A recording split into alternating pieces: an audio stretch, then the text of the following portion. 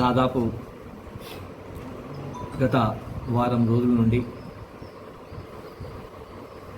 Media ద్వారా కొన్ని సమస్యలపైన బయటకు రావడం జరిగింది. అంతకన్నా ముందు దాదాపు కాంగ్రెస్ ప్రభుత్వం రాగానే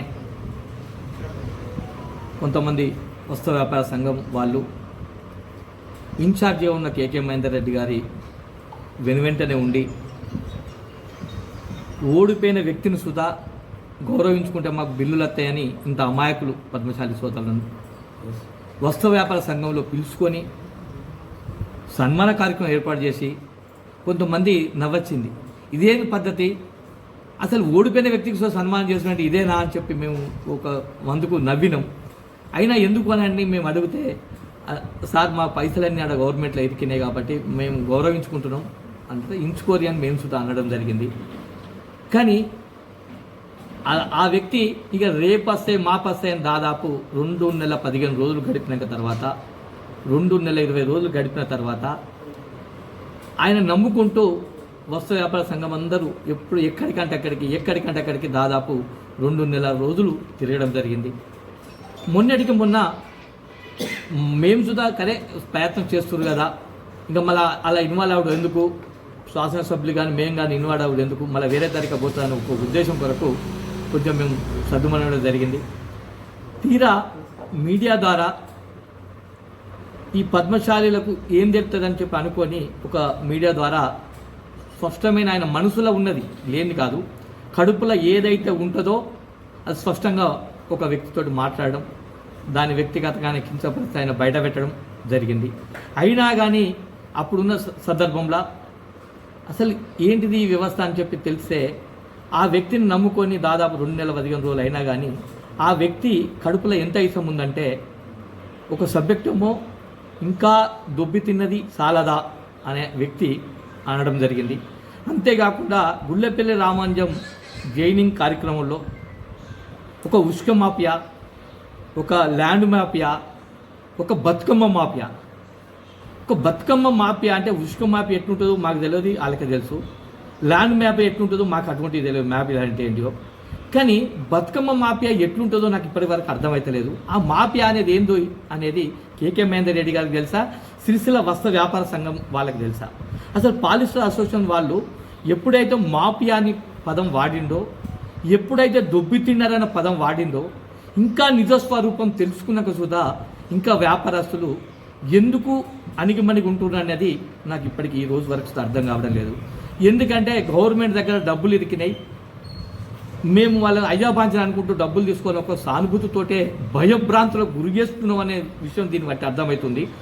ఆ సానుభూతితోటే వాళ్ళు ఇలా దాన్ని ఆసరాగా చేసుకొని ఇలా సిరిసిల్ల పట్టణ వస్త్ర వ్యాపార సంఘం వాళ్ళను ఇలా బ్లాక్మెయిల్ చేస్తున్న కేకే మహేందర్ రెడ్డి గారు ఇప్పటి వరకు ఇలా వస్త్ర వ్యాపారం గురించి తెలియని వ్యక్తులు చూత ప్రెస్ మీట్ పెట్టి మాట్లాడుతుంది.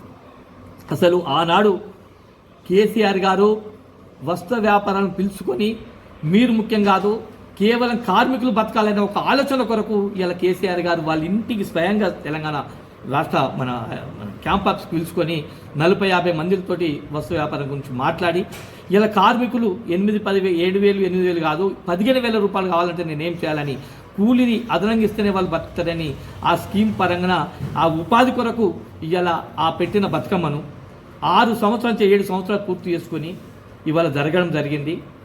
ఆ 7 సంవత్సరాల్లో భాగంగా ఇలా కేసీఆర్ గారు ఆనాడు ఆకలి చాలను చెల్లించుకుపోయి ఆ పథకాన్ని తీసి ఇలా పెట్టడం జరిగింది, ఆడపడుచులకు ఇవ్వడం జరిగింది.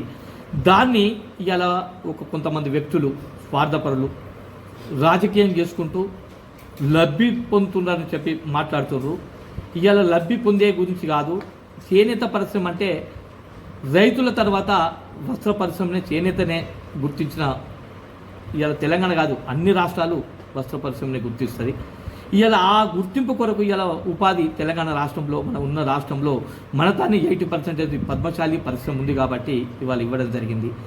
దీన్ని మాఫియాగా మాట్లాడడం, అది ఇనిసూత మన పద్మశాలీలు ఊకోవడం, దొబ్బి తినడం, ఇది నాకు చాలా బాధగా అనిపిస్తుంది. ఇలా పద్మశాలి వాళ్ళే అంత కించపరిచి మాట్లాడంగా ఉండగాని వాళ్ళకు ఏ పార్టీ అయినా కావచ్చు, ఒక కులాన్ని మాట్లాడిండు, ఒక వ్యవస్థను మాట్లాడిండు. ఆ వ్యక్తులకు సంబోధించుకుంటూ ఇవాళ మద్దతు పలుకుతున్నారు. ఇది మీ విఘ్నత అనేది అర్థమవుతుంది. కేవలం మీరు ప్రభుత్వాన్ని జోకెత్తందుకే ఇన్ని రోజులు కేటీఆర్ ఎంబడి ఉండి ఇవాళ ఒక డైంగ్లో ఎంతో లబ్ధి పొంది ఇవాళ మళ్ళీ అధికారం వచ్చిందని చెప్పి అధికార వ్యామోహంతో పోయిన కొంతమందికి మా పార్టీ నుండి మళ్ళీ అధికారం వ్యక్తుల దానికి పోవడం జరిగింది. అధికారం అనేది ఇవాళ ఉంటుంది, రేపు పోతుంది. ఇవాళ అధికారం అంటే దాదాపు 10 సంవత్సరాలు పూర్తి చేసుకున్నా, 15 సంవత్సరాలు పార్టీ ప్రెసిడెంట్గా ఉన్నా, అధికారం అంటే 3 నెలల్లో నాకు అర్థమవుతుంది. అధికారం ఉంటే ఇంత అనాచకాలు చేయొచ్చా, ఇంత పోలీసులను వాడుకోవచ్చా, ఇంత అధికారులను వాడుకోవచ్చా? ఇప్పుడు మీకంటే మంత్రి లేడు. ఆనాడు జౌళి శాఖ మంత్రిగా, ఒక ముఖ్యమంత్రి కొడుకుగా తనకి శాసనసభ్యులు ఉన్నారు.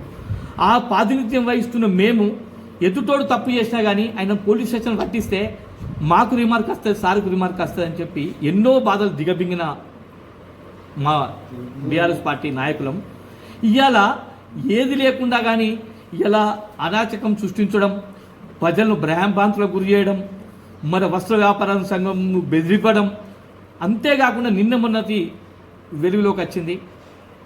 మా పార్టీలో జైన్ కాకపోతే మిమ్మల్ని హింసిస్తాం, మీరు మా పార్టీలో జైన్ కావాలి అని మా బీఆర్ఎస్ పార్టీ కౌన్సిలర్ దగ్గర కొంతమంది పోవడం జరుగుతుంది.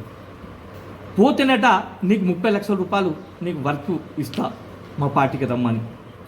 ఇవాళ గత కేటీఆర్ గారు ఇండిపెండెంట్ గెలిచినా కానీ ఎవ్వరికి సమానంగా చూసుకున్న వ్యక్తి ఇవాళ బీజేపీ పార్టీల 2 నాయకులు